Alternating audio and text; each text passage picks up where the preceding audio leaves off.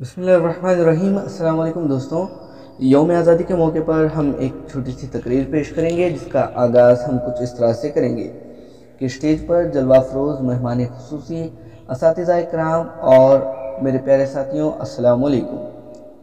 26 जनवरी हमारे मुल्क हिंदुस्तान का कौमी त्यौहार है।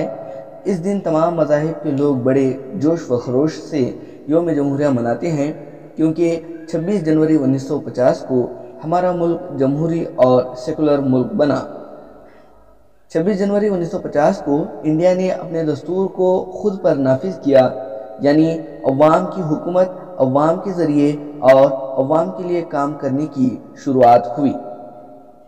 इसके मुताबिक हुकूमत का कोई मजहब नहीं है, वो तमाम मज़ाहिब के लिए एकसा है। भारत में हिंदू, मुस्लिम, सिख, ईसाई मुख्तलिफ मज़ाहिब के मानने वाले लोग रहते हैं। इसलिए हमारा मुल्क एक सेकुलर मुल्क है कि किसी भी मज़हब के लोगों की हक तलफी ना हो, बल्कि सभी को मसावी हुकूक मिले।